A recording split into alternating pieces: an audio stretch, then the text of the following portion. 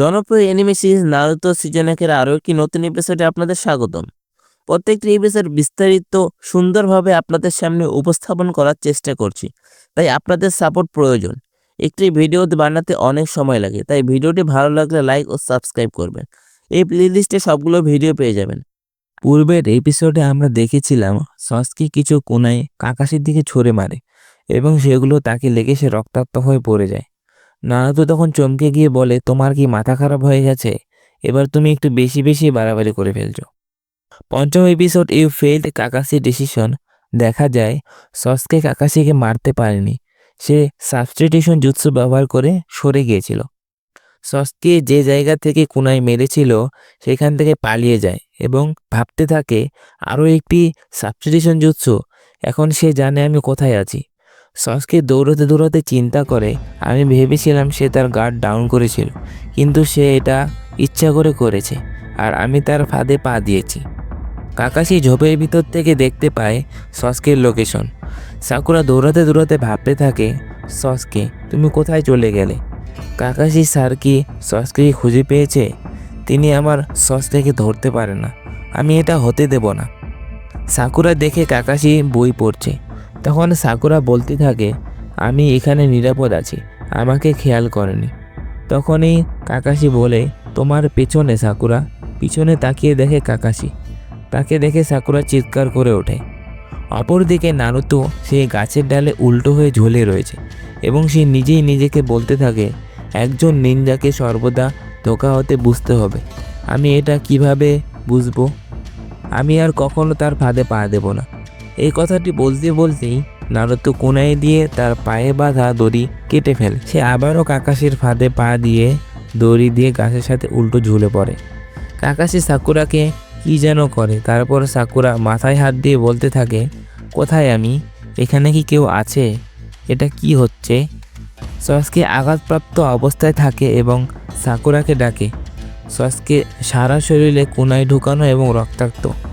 এটা দেখে তার ভয় পাওয়ারই কথা, কারণ সে তাকে খুব ভালোবাসে। সসকে বলতে থাকে, আমাকে সাহায্য করো। আঘাতপ্রাপ্ত অবস্থায় দেখে সাকুরা চিৎকার করে জ্ঞান হারিয়ে ফেলে।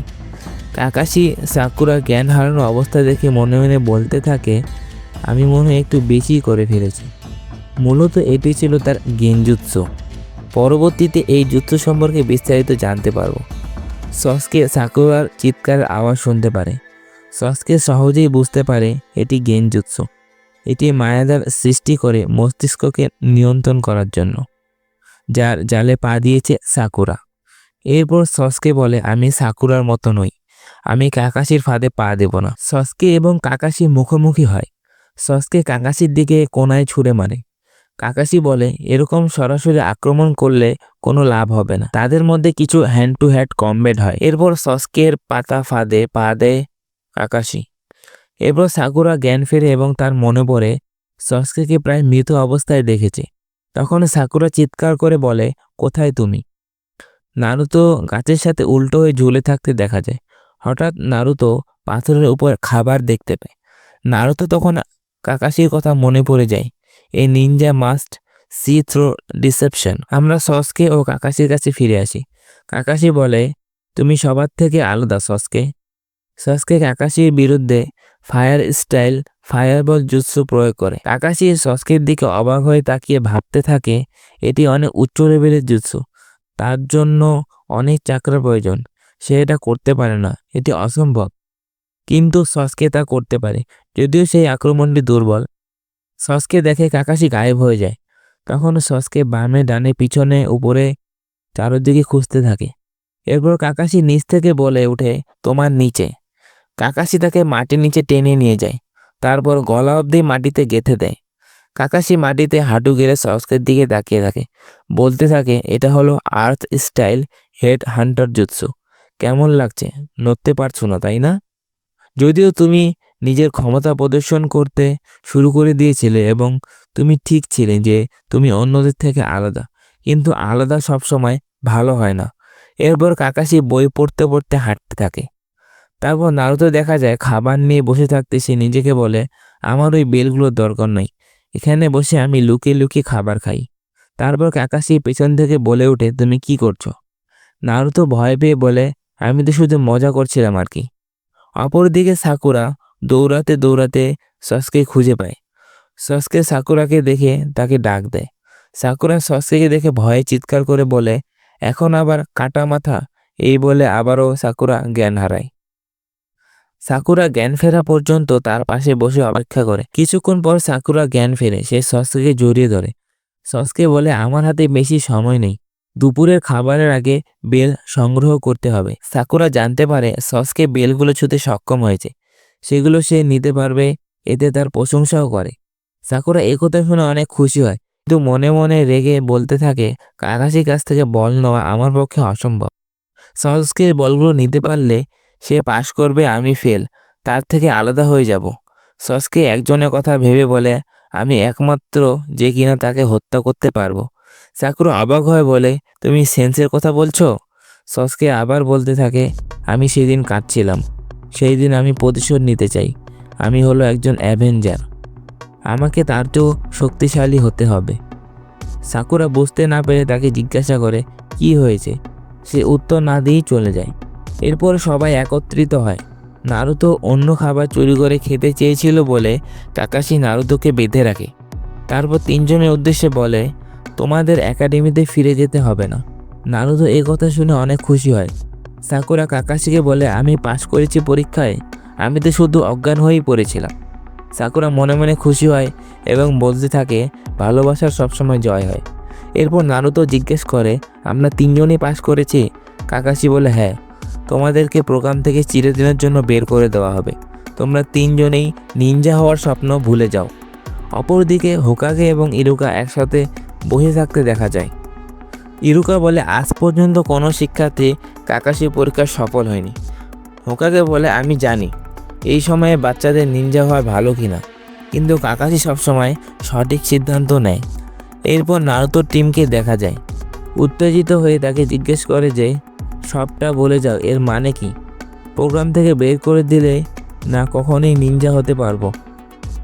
কাকাশি বলে, তোমরা এতটাই বোকা যে তোমাদের মধ্যে নিশ্চয়ই সামান্য যোগ্যতাও নেই। সসকে এই কথা শুনে কাকাশির দিকে আক্রমণ করতে ছুটে যায়।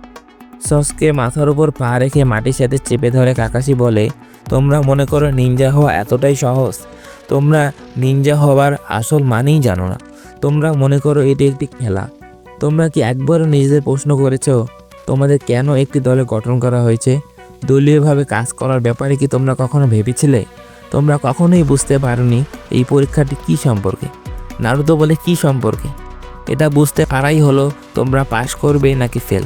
কাকাশি বলে, তোমরা কি কেউ এই পরীক্ষার উত্তর খুঁজে পেয়েছো? তা হলো টিম ওয়ার্ক।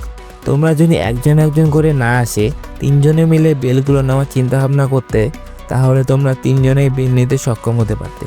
এরপর সাকুরা তাকে প্রশ্ন করে, যদি আমাদের তিনজনের জন্য দুটি বেল থাকে তাহলে আমাদের মধ্যে ঝগড়ার সৃষ্টি হবে, তাহলে তো টিম হবে না।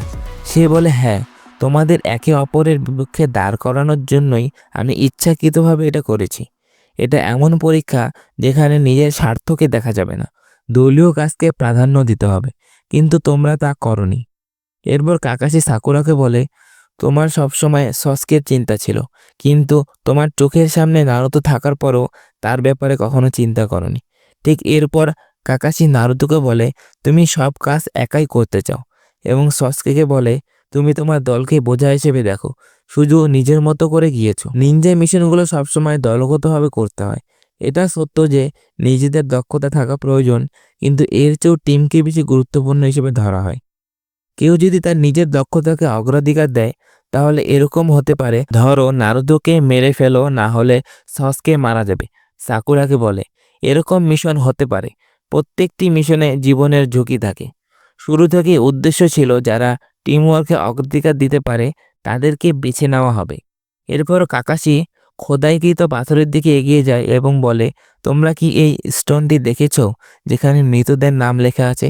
তারা সকলেই নিনজা যাদেরকে আমাদের ভিলেজ হিরো হিসেবে সম্মানিত করেছে। নারুতো জিজ্ঞাসা করে, তারা কেমন ধরনের হিরো? কাকাশি বলে, তারা হলো KIA, তার মানে কিল্ড ইন অ্যাকশন। তারা ফাইট করতে করতে সেখানেই মারা গেছে।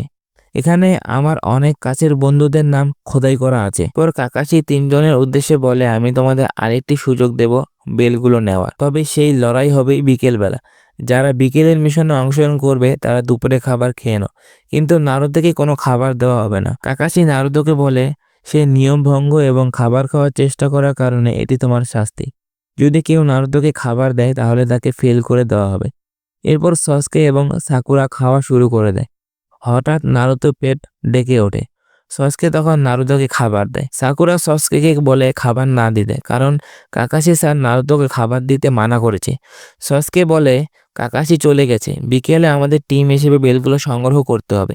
একজন ক্ষুধার্ত থাকলে আমাদের টিম ওয়ার্কের অনেক ক্ষতি হবে। সাকুরা সসকে কথা শুনে তার লাঞ্চ বক্স নারুতোর দিকে এগিয়ে দেয়।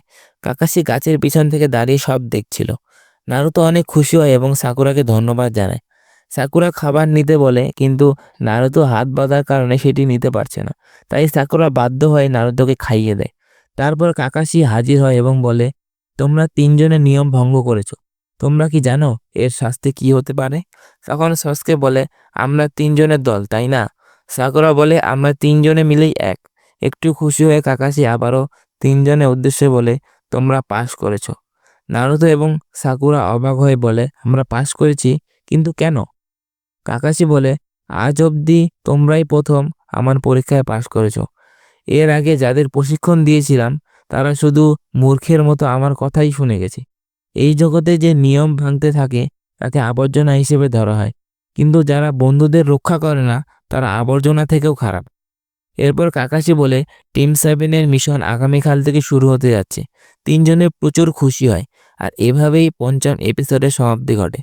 ভিডিওটি ভালো লাগলে কমেন্ট করে জানাবেন।